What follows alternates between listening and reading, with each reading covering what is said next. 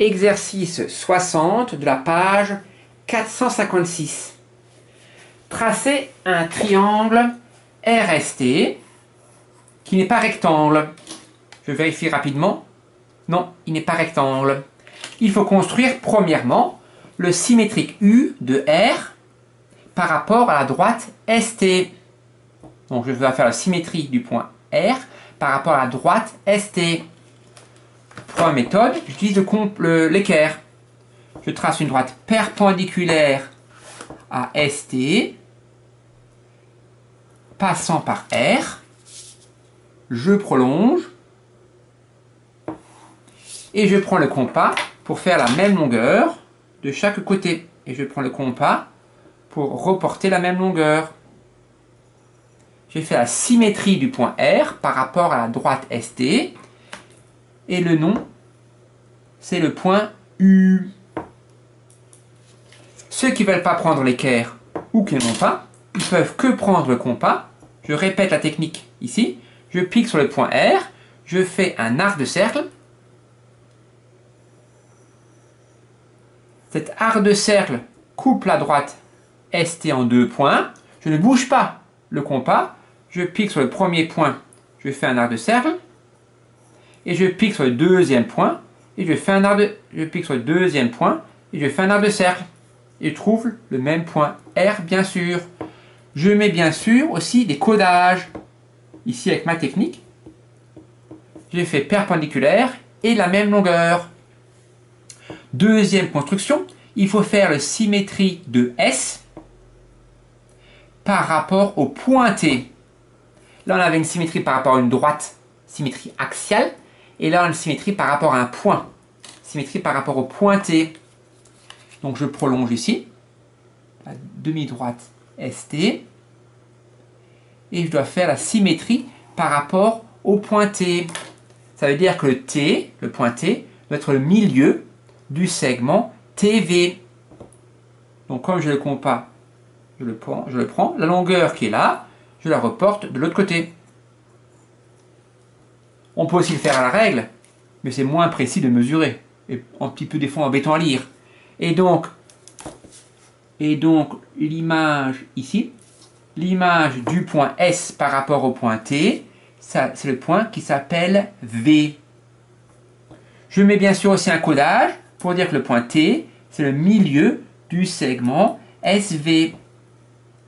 Un codage pour dire que ST est égal à TV. Et dernière construction, il faut faire le symétrique W de R par rapport au point T. Il faut donc que T soit le milieu du segment RW. Donc comme avant, je prolonge la demi-droite RT et je prends la même longueur de chaque côté ici pour que le point T soit le milieu du segment RW. Et je mets bien sûr un codage, par exemple des croix, pour bien que l'on voit que T est le milieu de RW. Fini? Bah oui. Fini la question petit b. Question petit c. Tracer le segment SU. Ah, je change de couleur. Non. Tracer le segment SU. Voilà. Et le segment VW. Voilà. J'ai tracé. Pas trop dur. Que peut-on conjecturer de leur longueur? Une conjecture, c'est une impression. Donc, quelle impression peut-on avoir de la longueur? Donc, bien sûr, on a l'impression que les longueurs sont les mêmes. Donc, on a l'impression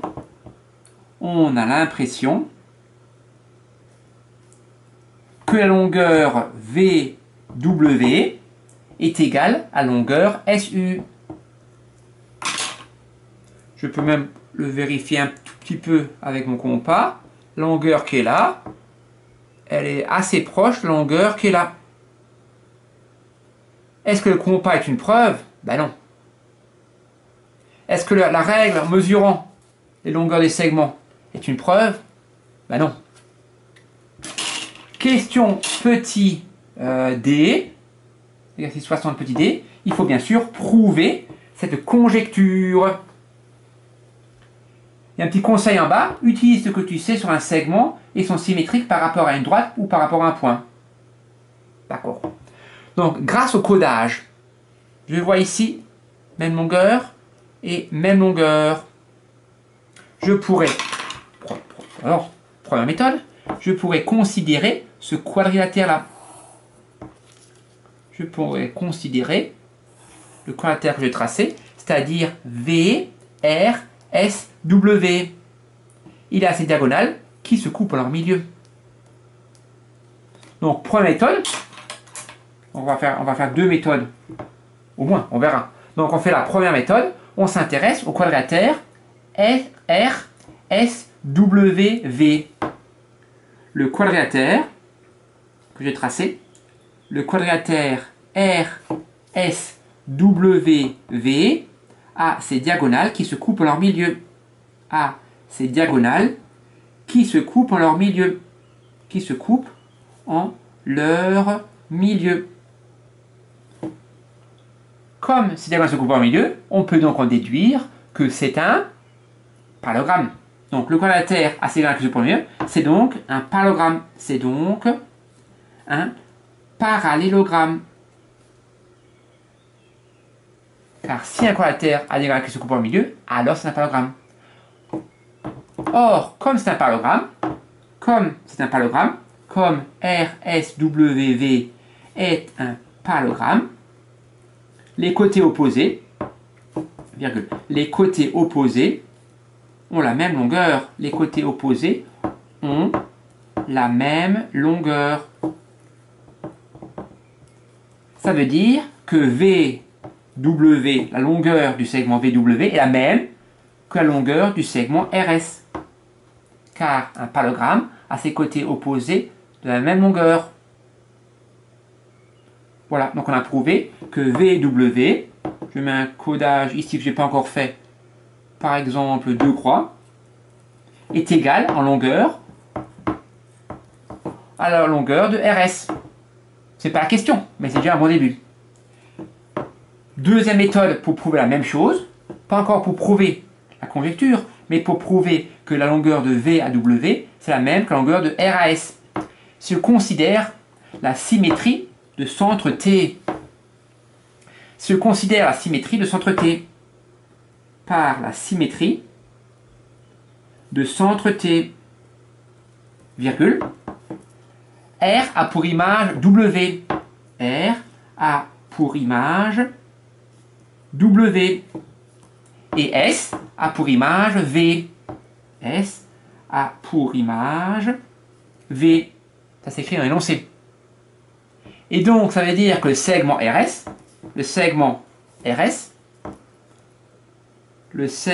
RS avait décroché, a donc pour image le segment WV. Le segment RS a pour image le segment WV. Or, la symétrie par rapport à un point, la symétrie axiale, la symétrie centrale. Or, la symétrie centrale conserve les longueurs.